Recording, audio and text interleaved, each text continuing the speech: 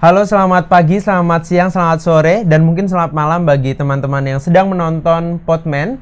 Kembali lagi di Podman 3 bersama pembicara yang sangat luar biasa di sini ada Mas Danis dan juga Mas Harka. Namun sebelum perkenalkan nama aku Rizka Afif dari Manajemen Hutan 2021. Dan di sini bersama pembicara yang sangat luar biasa dan kita akan membicarakan sesuatu yang menarik di akhir-akhir ini terkait dengan Value Net-Sink atau Forest and Other Land Use Carbon Net-Sink 2030. Baik, langsung aja ke Mas siapa dulu nih? Ke Mas Harka dulu deh. Mas perkenalan, terus Mas dari MH berapa?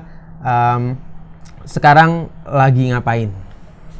Oke, selamat pagi, siang, sore, atau malam. Perkenalkan, aku Harkafkan Agendra dari Manajemen Hutan 2020, General Forestry 2018. Sekarang masih sibuk nyari kerja ini. Sibukannya masih itu. Oke, boleh lanjut ke Mas Danis. Oke, aku Danis Syahroni dari GF18 juga, dari Manajemen Hutan 2020, dan sekarang sama dengan Harka, menyiapkan wisuda dan mencari kerja untuk masa depan yang lebih baik. Semoga mendapatkan kerja yang lebih baik ya, bukan lebih baik yang baik. Yang baik. Gitu. Jadi kita langsung aja nih teman-teman terkait dengan value tadi yang sudah saya singgung di awal. Apa sih value itu dan gimana sih value itu ada? Terutama di Indonesia atau kita nyebutnya IFNET ya Mas. Mau tanya nih, hal apa sih yang melatar belakangi adanya IFNET? Begitu Mas. Oke, kalau berbicara tentang latar belakang IFNET gitu ya, mungkin kita bisa tarik sedikit pada tahun 2015 ya, COP 21 UNFCCC, di mana dari COP 21 itu menghasilkan suatu persetujuan antar negara yang disebut Paris Agreement, yang menjaga kenaikan suhu di era sebelum preindustrialisasi sebesar 2 derajat Celcius dan terus berupaya untuk menahan kenaikan suhu itu di bawah 1,5 derajat Celcius. Nah, Indonesia itu meratifikasi Paris Agreement lewat Undang-Undang Nomor 16 tahun 2016 tentang persetujuan Paris Agreement dan menyatakan kontribusinya lah untuk turut serta dalam upaya pengendalian perubahan iklim tersebut. Nah, kemudian Indonesia mengeluarkan berbagai dokumen dan strategi ya, mulai dari NDC, kemudian ada dokumen roadmap aksi mitigasi, kemudian ada LTS LCCR, LTS LCCP 2050, dan pada tahun ini keluar Indonesia Value Net-Sink 2030, di mana merupakan dokumen rencana operasional dalam mencapai target-target NDC dan juga Perpres 98 tentang nilai ekonomi karbon tahun 2020 yang berupaya pengendalian iklim lewat sektor kehutanan dan penggunaan lahan lain gitu. Mungkin itu sih kalau terkait latar belakangnya. Mungkin Mas Danis bisa nambahin. Boleh Mas, kalau mau nambahin. Sudah cukup komprehensif ya sudah. Nambahin aja dikit bahwa sektor forest and other land use itu di NDC kita tuh sekitar 60%. Maka dari itu memang dibutuhkan sekali satu rencana aksi, satu rencana operasional yang khusus untuk sektor kehutanan itu sendiri. Dan dalam hal ini Kementerian LHK menyebut dengan terbitnya Indonesia Value Net-Sink, SK Menteri nomor 168 tentang Indonesia Value Net-Sink itu sendiri. Cuma nambahin itu aja sih. Oke, mantap. Sebelum kita beranjak lebih ke depan dan lebih spesifik lagi, biar teman-teman Podman tahu sebenarnya value itu apa sih Mas definisinya? Apa maksud dari value itu? Kan value cuma Forest and Other Land Uses Net-Sink 2030, ini maksudnya apa Mas? Oke, jadi kalau maksudnya ya, jadi kan namanya Indonesia Forest and Other Land Use Net-Sink 2030. Jadi sebenarnya yang di highlight ini net-sinknya. Jadi secara simpelnya, secara sederhananya net-sink adalah suatu keadaan di mana emisi yang dihasilkan itu sebanding atau setara dengan emisi yang kita serap. Jadi berada di posisi 0, tidak menghasilkan emisi dan emisi yang diserap itu nilainya sama gitu ya. Mungkin Mas Danis bisa menjelaskan lebih spesifik lagi. Oke, sebenarnya Value Net-Sink ini sebagai salah satu tadi rencana aksi, dan di dalam rencana aksi itu pun ada beberapa strategi di dalamnya. Ada 8, nanti teman-teman bisa baca sendiri di SK 168, dan terkhusus saya pribadi kemarin sedikit membahas tentang pengelolaan hutan lestari, dan Harka tentang pembangunan hutan tanaman. Nah, selain itu ada 6 lainnya seperti penjagaan keanekaragaman hayati, penurunan laju degradasi dan sebagainya itu di Indonesia Flow Netching itu sendiri. Seperti yang Harga katakan tadi juga bahwa yang di highlight itu adalah netching-nya karena memang di tahun 2030 ada juga kesepakatan internasional bahwa di tahun 2030 sudah tidak ada lagi emisi dari sektor kehutanan. Seperti itu. Oh, jadi intinya penyerapan sama dengan pengeluaran. Pengeluaran sama dengan penyerapan gitu ya, Mas. Oke. Jadi tadi disebutkan ada dokumen NDC, kemudian ada LTS dan lainnya sebagai itu biar kita tahu itu aksesnya di mana, Mas? Aksesnya ada tentunya ada di website KLHK ya. Open access itu. Open access. Iya, jadi nggak harus kita akses ke mana, open access aja di website KLHK. Nice. Jadi dengar-dengar kan Mas Harka dan juga Mas Danis nih skripsinya tentang value netching ya. Jadi mau tahu lebih dalam nih, pertanyaan untuk Mas Danis dulu. Sejauh mana sektor kehutanan berkontribusi dalam proposal penurunan emisi sebesar 29% serta kecukupan dana 41% oleh bantuan internasional dalam pendanaan value netching 2030? Agak rumit nih pertanyaan, tapi boleh untuk dijawab, Mas. Kalau kita bicara pendanaan kan itu sangat erat sekali dengan kaitannya dengan politik dan sebagainya ya. Apalagi dengan kesepakatan internasional dan sebagainya. Tapi saya jawab dulu yang pertama antara 29% dan 21%. Nah, dengan adanya Indonesia Flow Netching ini, walaupun kita tahu di Indonesia Flow Netching ini banyak sekali pekerjaan rumah di dalamnya, banyak sekali lah ada lubang dan sebagainya, tetapi dengan Indonesia Flow Netching ini, pemerintah Indonesia berani untuk menaikkan target NDC-nya. Menjadi untuk yang 29% tadi menjadi 31, sekian dan untuk yang 41% itu menjadi 43, sekian. Jadi dengan adanya Indonesia Flow Netching ini, yang pertama Indonesia berani menaikkan itu, walaupun memang benar kita nggak bisa pungkiri kita banyak PR di sana. Nah, untuk pendanaan sendiri dengan adanya Indonesia Flow Netching ini juga semakin terukur. Semakin ada indikator bahwa adanya negara-negara lain yang mungkin dalam tanda kutip lembaga donor, negara donor dan sebagainya, walaupun sekarang term tentang donor pun masih diperdebatkan ya, karena kan sebenarnya itu kewajiban negara maju, bukan sebagai belas kasih mereka untuk ke kita gitu, bukan.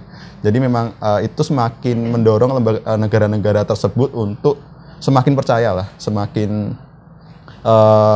yakin pada Indonesia bahwa sudah ada nih satu dokumen yang ada nilai terukurnya, ada indikator yang terukurnya dan sebagainya seperti itu. Walaupun saya lagi banyak PR di dalamnya, itu sih kalau dari aku. Kalau dari Mas Harka ada? Ya, mungkin udah jelas ya dari Mas Danis. Mungkin aku nambahin lebih ke sisi-sisi mungkin yang rada janggal ya buat kita-kita nih mahasiswa gitu ya. Jadi Indonesia ini di COP, di kancah internasional ini selalu meningkatkan target penyerapan sumber emisinya ya. Tadi mulai dari 29, terus ternyata kemarin COP 27 naik lagi 30, sekian. Nah, yang jadi pertanyaannya tuh sebenarnya dari tahun ke tahun selama Indonesia menaikkan itu, sebenarnya tuh pencapaiannya udah sampai mana, dicapainya dengan cara seperti apa dan sebagainya, itu transparansi dari pemerintah itu menurutku masih kurang.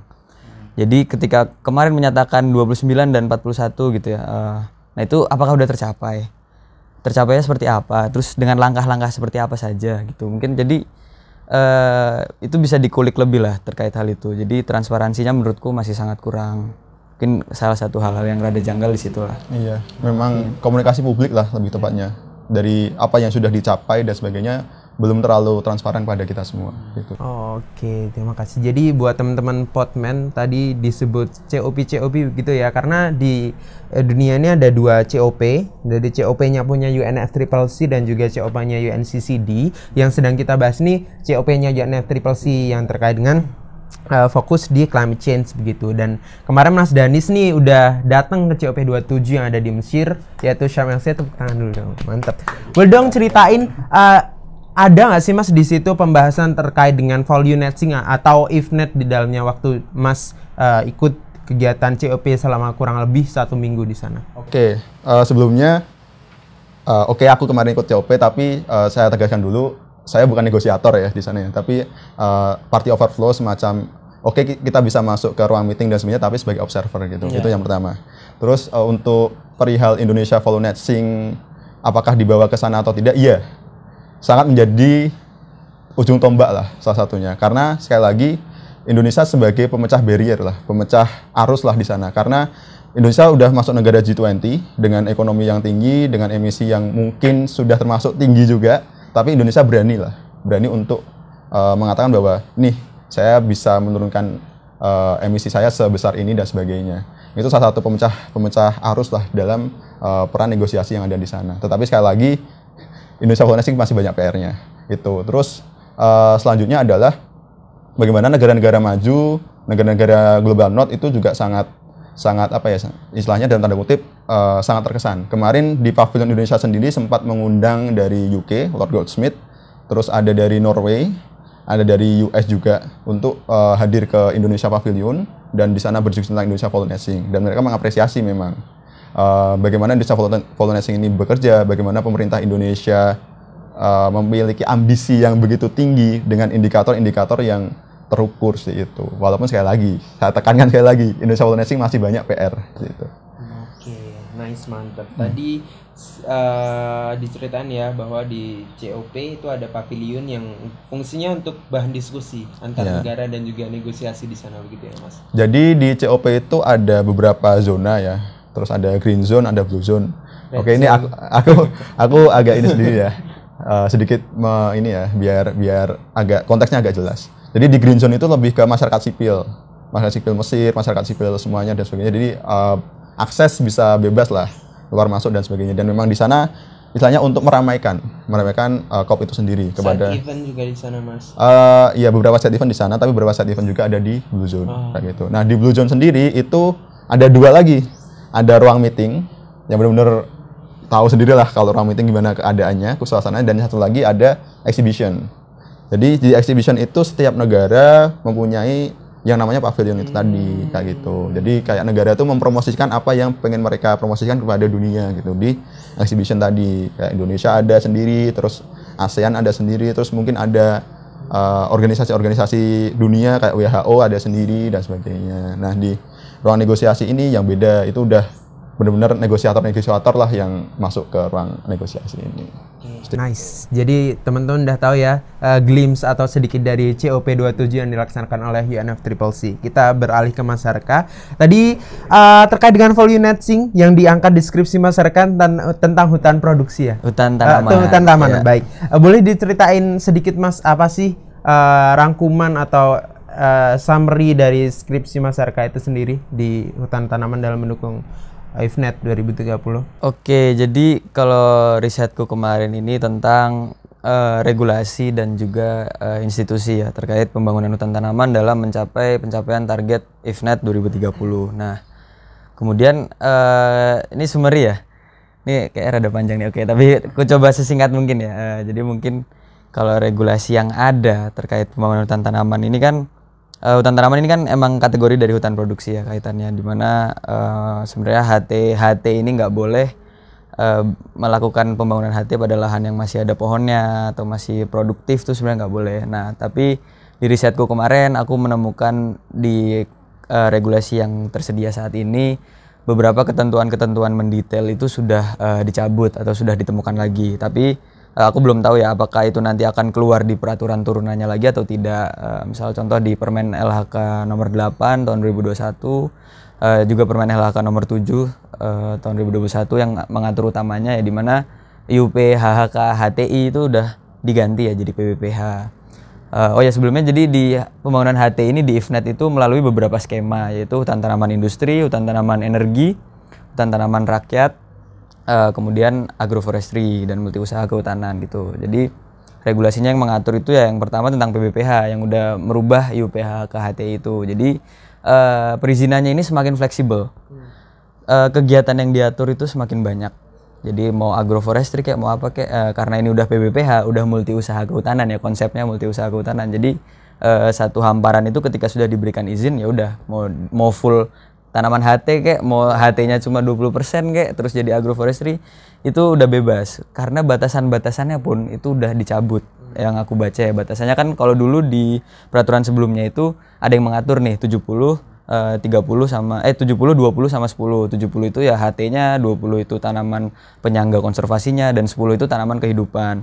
Nah, kalau sekarang batasannya udah nggak ada, tapi kegiatannya ditambah yang dibebaskan gitu. Nah, jadi kalau melihat secara luas ya terkait pencapaian IFNET ini menurutku rada kurang mendukung. Dimana yang kita lihat juga sekarang food estate atau ketahanan pangan sudah diizinkan di hutan produksi. Jadi skema-skema yang sebelumnya lewat pelepasan kawasan hutan dan sebagainya itu udah nggak ada lah, boleh lah sekarang. Mau di HP, mau di HL juga deskripsinya Danis udah boleh. Dan kenyataannya gimana coba yang kita lihat di Kalimantan dan sebagainya, proyek-proyek food estate ini gagal semua. Singkong umur 7 bulan tapi masih sebesar ini gitu ya, aku lihat kemarin berita-beritanya. Jadi kemarin selama Danis di sana juga aku tetap ngikutin tentang COP, aku ikutin kemarin space-nya Koran Tempo dan sebagainya gitu. Memang sangat berbanding lah kalau melihat keadaannya di Indonesia dengan apa yang diagung-agungkan di sana ya. Mungkin seperti itu sih pandangannya beberapa orang. Kemudian muncul pertanyaan nih Mas, ekosistem hutan produksi dalam gagasan Zero Deforestation itu seperti apa? Oke, kalau gagasan Zero Deforestation ya mungkin dari kemarin kita juga sering dengar di berita Bu Siti selalu ngomong dan membanggakan kalau deforestasi kita menurun terus ya Nis ya. Tapi ya seperti yang kita tahu Greenpeace sudah ngomong hal sebaliknya dan sebagainya, ya kita tahu lah, itulah mahasiswa ya. Jadi memang utamanya yang tadi aku bilang sebelumnya, hutan produksi khususnya HTI ya, itu nggak boleh di lahan yang masih produktif atau masih berstatus hutan alam. Jadi konversi itu setauku udah nggak boleh. Nah itu sebenarnya itu salah satu gagasan yang mendukung Zero Deforestation. Tetapi di peraturan yang ada, di mana peraturan sebelumnya itu ngomong bahwa HTI itu harus pada lahan tidak produktif. Sekarang itu ketentuan itu juga sudah tidak aku temuin. Ketentuan yang mewajibkan kalau mau bangun HTI harus di lahan tidak produktif itu udah nggak ada lah. Tapi kemarin aku juga sempat ngobrol sama salah satu perusahaan besar HTI di Indonesia ya, APP Sinarmas, dan mereka mengakui bahwa memang kadang dari izin konsesi yang diberikan itu misal dari 100% itu kadang masih ditemukan lah 40% itu lahan masih berhutan alam. Nah tapi mereka menyatakan bahwa kalau dari kita nggak mau, karena itu membutuhkan biaya lebih juga kan, mereka harus nebangin dulu terus kemudian membangun lagi gitu. Dan mereka menurutku udah taat aturan lah perusahaan HTI besar ini terkait mendukung Zero Deforestation itu. Mungkin itu sih. Dari Mas Danis ada? Ya, dan mungkin garda terakhir kita itu di regulasi ya tentang Zero Deforestation itu moratorium tentang ketidak boleh untuk memberikan izin di hutan alam dan lahan gambut itu ya. Moratorium tahun 2019 ya. Itu mungkin garda terakhir kita untuk itu Zero Deforestation itu sendiri. Makanya tadi tentang hutan tanaman yang tidak boleh di lahan tidak produktif itu udah dicabut dan sebagainya, itu menurutku nanti mengarahnya ke moratorium ini juga. Arah politisnya ya. Apakah akan dicabut atau tidak kita kan belum tahu, tapi ini kayak garda terakhir kita lah, moratorium 2019. Saya lupa nomornya tapi ada kan moratorium tentang tidak boleh membuka lahan hutan alam dan lahan gambut. Itu garda terakhir kita sih untuk Zero Deforestation itu sendiri. Tadi Mas Arka menyebutkan bahwa ada peran perusahaan tadi RP Sinarmas atau yang lain terhadap dukungan terhadap value netting di sini, dan muncul lagi pertanyaan, apakah ada keterlibatan masyarakat dalam program value netting itu sendiri? Oke, ini sebenarnya yang menarik ya, dimana kalau kita berbicara hutan, masyarakat adalah elemen yang sangat-sangat tidak bisa dipisahkan, apalagi masyarakat sekitar hutan ya. Dan kalau aku melihatnya di Indonesia Value Netting 2030 ini di bagian aksi mitigasi pembangunan hutan tanaman itu, pemerintah sudah mencoba melibatkan masyarakat lewat strategi hutan tanaman rakyat atau HTR yang dilakukan melalui skema perhutanan sosial. Jadi punya target sebesar 0,7 juta hektar. Jadi tapi yang menjadi kekurangannya adalah belum dijelaskan juga nih secara teknisnya gimana. Masyarakat harus ngapain? Ya. Jadi harus habis nanam, apakah pemerintah akan melakukan sertifikasi kalau ini lahan masyarakat Rizka gitu ya untuk aksi mitigasi nih, jadi jangan ditebang dulu selama beberapa tahun untuk menyimpan karbon atau gimana, itu belum ada.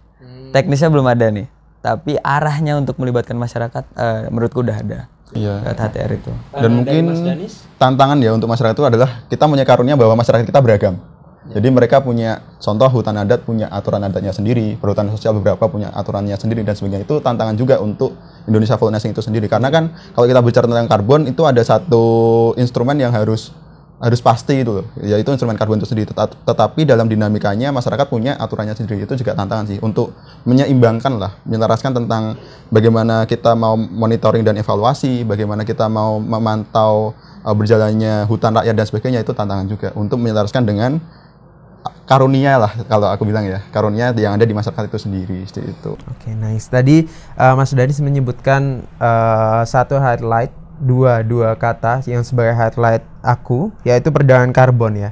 Dan di sini aku pengen tanya nih Mas, peluang perdagangan karbon dalam value netting itu seperti apa?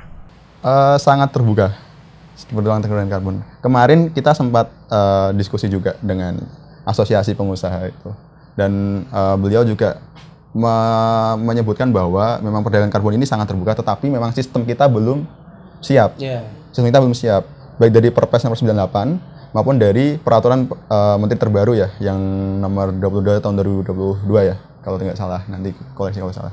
Dan itu sistem kita belum siap, mulai dari SRN-nya, mulai dari siapa yang mau beli karbonnya siapa, terus apakah ada double counting dari karbon itu sendiri, itu kita belum siap. Jadi kayak misal ada nih satu daerah di tempatnya Mas Afif nih, misal ada yang mau dijual karbonnya ke perusahaan dari negara A. Nah, apakah karbon ini menjadi hak Indonesia ataukah menjadi hak negara A? Nah, itu masih belum jelas di sana.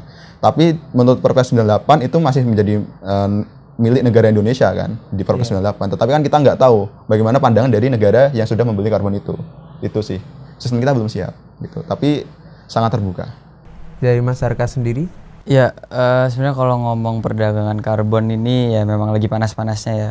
Dan sebenarnya peraturan terbarunya udah keluar ya di akhir bulan ini. Aku tapi belum sempat baca, jadi sorry. Tapi mungkin aku bahasnya gini aja. Jadi aku sempat ngelihat kemarin ada perusahaan HPH lah, dulunya HPH di daerah Gambut, aku lupa daerahnya dan aku nggak mau nyebut nama perusahaannya. Intinya temanku ada yang magang di sana lah. Gitu. Siapa tuh? Ada lah teman kita lah, dan mereka sudah melaksanakan itu. Jadi di Indonesia ini mereka sudah melakukan jualan karbon ini dan nilainya itu luar biasa ya. Ya kita tahu lah harganya kan yang karbon paling jelek aja $5 per tonnya kan. Dan itu ada di lahan gambut, itu ada tanamannya, wah udah luar biasa kan. Tapi sebenarnya kan yang rada aneh juga kan itu ya, double counting itu ya terkait itu. Jadi kan sebenarnya kan karbon itu kan di lahan gambut itu kan udah tersimpan dari lama banget ya. Maksudnya kalau kita mikir logikanya ya. Tetapi ibaratnya berangkasnya itu baru dibuka sekarang nih sama perusahaan ini. Jadi maksudnya dia ini baru ngebuka dan dia langsung ngejual. Padahal kalau kita ngomong ya misalnya sebelum mereka dapat izin konsesi pun karbonnya udah ada di situ. Tapi mereka tiba-tiba datang, dapat izin, mereka buka berangkasnya, mereka jual. Secara logika kan ibaratnya kayak gitu. Jadi gimana ya? Menurutku masih sangat terbuka lah melihat dengan luasnya hutan di Indonesia sebesar itu. Kemudian kemarin juga hutan desa ya, skema hutan desa katanya ada yang udah nyoba juga jual karbon. Aku lupa daerahnya di mana gitu. Jadi mungkin tuh sangat berprospek lah ke depan, tapi ya banyak PR-nya. Regulasinya ya mungkin udah keluar regulasinya, terus kemudian pajaknya besok bakal seperti apa, double countingnya bakal seperti apa. Dan yang aku takutkan juga nanti negara dan perusahaan ini rebutan gitu. Soalnya negara punya kepentingan, perusahaan juga cari untung kan. Negara punya kepentingan, dia punya janji NDC yang harus ditepati. Perusahaan juga pengen dapat untung. Terus ini kalau misalnya udah dapat karbonnya, udah dapat bayarnya itu gimana? Bakal rebutan nggak gitu sih, itu yang bakal menarik untuk dilihat lah ke depan. Oke, jadi terakhir tadi sudah disebutkan bahwa value netting memang banyak hal yang perlu diperbaiki, dan apa sih harapan dari Mas Danis dan juga Mas Harka di sini untuk mencapai value netting 2030 sebagai pertanyaan terakhir di Podman ini? Untuk harapannya sendiri satu, oke, kita udah punya dimensi yang terukur di dalam value netting, tetapi satu PR yang mungkin dari dulu ya sampai sekarang masih menjadi PR pemerintahan kita adalah bagaimana di kertas sama di lapangan itu seringkali berbeda. Itu yang mungkin harus dipastikan lebih lah itu. Bagaimana di kertas itu indikatornya A, B, C, D dan sebagainya, dan di lapangan harus seperti itu. Dan itu memang harus kan.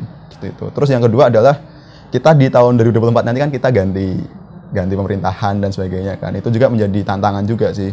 Harus dalam tanda kutip pemerintahan yang selanjutnya harus melanjutkan Indonesia Value Netting ini kan. Nah itu mungkin bagaimana pengejauhan tahan lah dari pemerintah selanjutnya untuk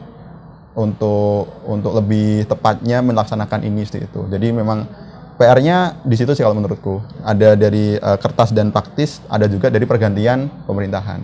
Itu. dan itu harus diperbaiki sih. Dari Mas Arka, apa harapannya untuk Volunetsing 2030? Ya sebenarnya sebagian besar sama ya kayak Danis. Jadi dari apa yang sudah kita baca, apa yang sudah kita obrolkan dengan berbagai pihak, ya semoga IFNET ini nggak cuma jadi baju politik aja, nggak cuma jadi tombak di kancah politik internasional ya untuk melobi, tapi semoga implementasi di lapangannya sesuai dengan rencana operasionalnya. Dan kemudian yang kedua mungkin aku juga mengharapkan transparansi dari pemerintah terkait capaian-capaiannya yang jelas lah, terukur dan jelas gitu. Jadi biar apa ya, biar semua pihak ini bisa tahu kalau Indonesia ini berhasil, kalau berhasil seperti apa, kalau misalnya belum berhasil pun yang kurang di mana gitu loh. Nah, jadi apa yang perlu ditingkatkan. Tapi overall IFNET mungkin udah dengan keluarnya IFNET udah menunjukkanlah komitmen Indonesia terkait pengendalian perubahan iklim ini. Itu. Baik, mantap sekali. Jadi teman-teman Podman, kita sudah belajar tadi terkait dengan value, kemudian IFNET, apa latar belakangnya, kemudian apa peran pemerintah, terus tadi disebut COP juga teman-teman bisa belajar, kemudian peran masyarakat dan juga peran perusahaan di situ, dan apa harapan mas-mas yang sangat luar biasa yang di sini untuk Volunetsing 2030 terutama IFNET 2030 ya teman-teman. Saya mengucapkan terima kasih Mas dan juga Mas Arka sudah menyempatkan waktunya untuk ngobrol bincang-bincang terkait dengan IFNET yang merupakan hot issue di Indonesia begitu ya, terutama di kehutanan. Dan terima kasih Mas. Sampai jumpa di Podman selanjutnya. Dadah. Sampai jumpa. Sampai jumpa.